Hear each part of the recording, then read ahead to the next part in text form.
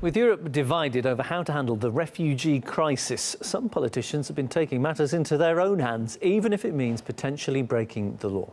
For example, German MP Dieter Dehm is one such person. The politician hid an African refugee at his Italian holiday home, then smuggled him over the border into Germany.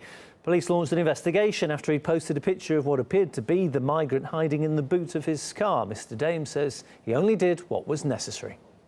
Found a person who didn't sleep, who had no mother anymore. She was dead, and he's coming from a country with a civil war, and he had only one T-shirt and one trousers. I thought of our Constitution with the first article, and there's not written the dignity of a German must not be heard, but there's written the dignity of a human being must not be heard. And so I think in this case we all can be happy that he is now in Germany. However, others are taking the opposite approach to the migrant issue, with right-wing vigilantes springing up across the EU. One man in Bulgaria has even become a national celebrity for personally patrolling the Turkish border and catching those who illegally cross. Meanwhile, German Chancellor Angela Merkel, who's been widely criticised for her open-door policy, is now urging the country's top corporations to hire more refugees. Let's bring in Hansjörg Müller, member of the Alternative for Germany party, joins us on the line now. Welcome, Hansjörg. Well, let's start with that Merkel call. She wants German companies to hire more refugees. Let's look at it this way. Isn't that a great way to integrate the newcomers? Yes, it's a good way, but to integrate them, we need people who come with a certain level of education.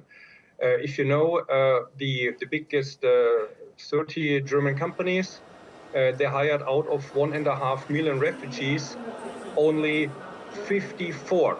So it's a very interesting proportion. Coming 1.5 million last year, out of them were hired only 54 people. Why?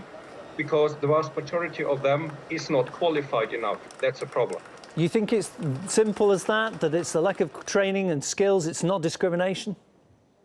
No, it is as simple as that, because there are very good statistics. I'm now quoting the statistics of the German Ministry for Labor, and they tell themselves that 90% of migrants do not have necessary education to be integrated into our labor process soever. And, you know, it's basically speaking, a guy who worked as a shepherd in the desert and who is illiterate, he will never be a machine operator. This is impossible. Well, you mentioned Germany's got a shortage of skilled workers. What about not so skilled? Couldn't they fill the gap there? There we have too much of our own people who are out of labor. So unfortunately there is not enough labor for the less skilled ones. What we really need are the skilled ones.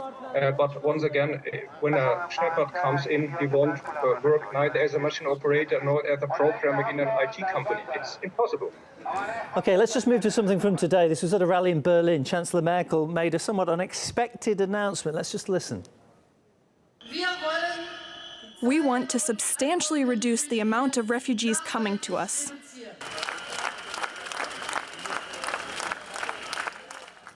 Wow, and this coming from the open door policy lady. Do you think is she going to join your party eventually? What's happening?